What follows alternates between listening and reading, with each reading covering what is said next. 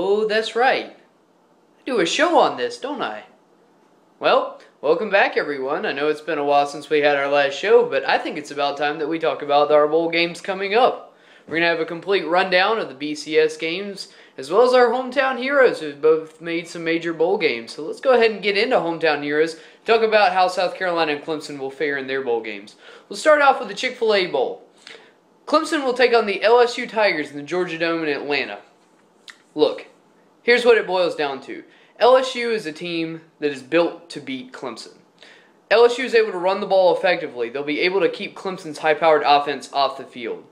LSU also sports one of the best all-around defenses in the country, and Clemson has proved this year that their tempo offense behind Taj Boyd and DeAndre Hopkins and Sammy Watkins, well, it does well against defenses that are, well, mediocre.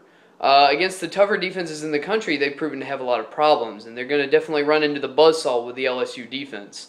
I believe a few mistakes by LSU Zach Mettenberger at quarterback will probably keep Clemson hanging around in this one, but I believe the LSU Tigers will come out victorious in the Chick-fil-A Bowl. Now, on to the Outback Bowl. South Carolina taking on the Michigan Wolverines. This game comes down to one player, Denard Robinson, quarterback, running back, wide receiver, and everything except the kitchen sink for the Michigan Wolverines. If Michigan can find a way to get Robinson involved in every aspect of the game, running the ball, passing the ball, catching the ball, then Carolina's going to have a lot of trouble catching up with Michigan. If Carolina is able to effectively contain Robinson, then the game is Carolina's to control. And if you give me Carolina's balance and depth against the skill of Denard Robinson, the one-man show at Michigan, I'll take the balance and depth every day, and I believe South Carolina will end up winning this game.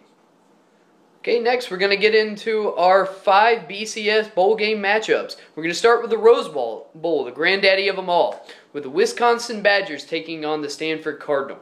Now, if you like rushing, this is going to be your game. Both teams great at running the ball, keeping the ball on the ground, playing some very traditional offense. The difference is going to be in preparation for the game. Wisconsin will be without their head coach from this past season, Brett Bielema, who's done a great job with the Badgers, but has moved on to the Arkansas Razorbacks job. So they're without their head coach, who's been in charge of really a lot of recent success for the Badgers. Stanford has a much better D than the Badgers do, and I like Stanford's D to shut them down a little bit on the defensive side of the ball. Keep Monte Ball contained for Wisconsin. I believe Stanford will win this game. Next for the Orange Bowl. The Orange Bowl, one that particularly interests me. Florida State taking on the Northern Illinois Huskies. First, about the controversy about Northern Illinois getting a bid to the Orange Bowl. Get mad at whoever you want, the BCS, the NCAA, the entire system, whatever. But don't get angry at Northern Illinois. Northern Illinois did what they had to do. MAC champion, they played the best season they could, and the end result is they were invited to play in the Orange Bowl. If you find that ludicrous, if you find that just complete injustice, it's not Northern Illinois' fault. They did everything they could. There are other people to blame, and maybe next week when we're talking about our big contenders and our big pretenders, we'll have a little conversation on that.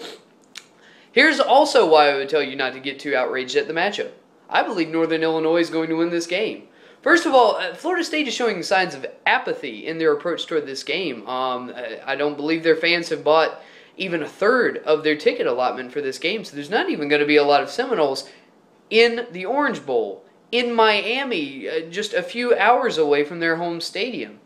Further, Florida State has struggled against dual-threat quarterbacks. Particularly, they struggled against quarterback Jeff Driscoll, the Florida Gators, in their season finale.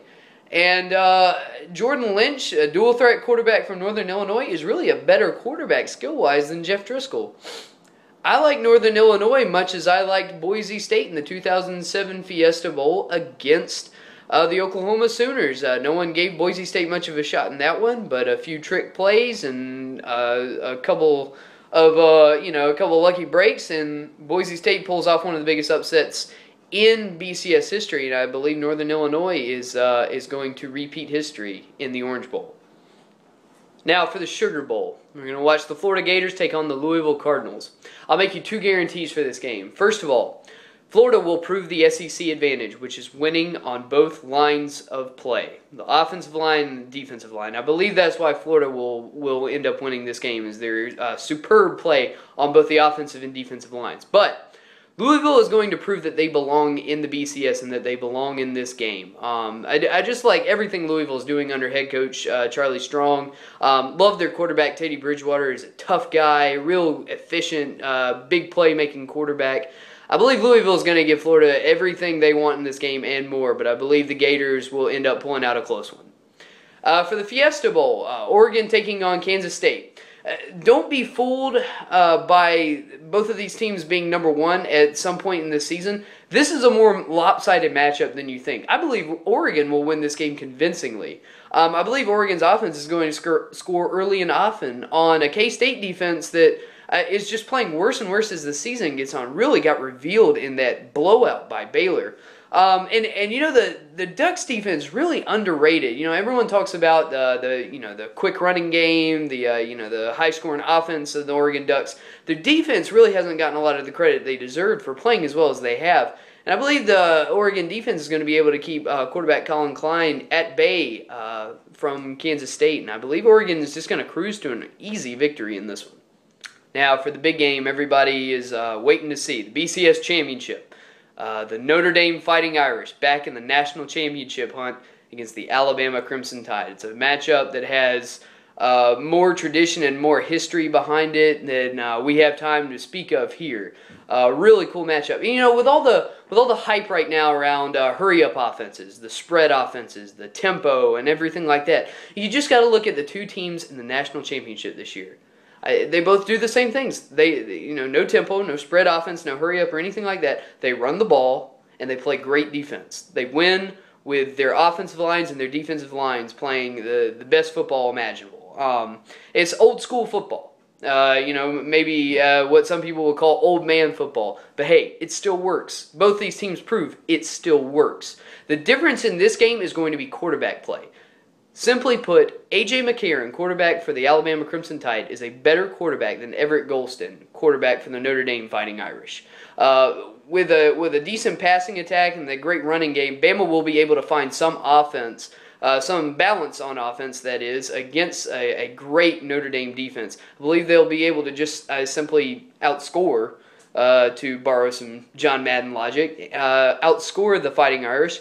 And I believe Alabama will win in a very close and dramatic fashion and grab their second national title in a row.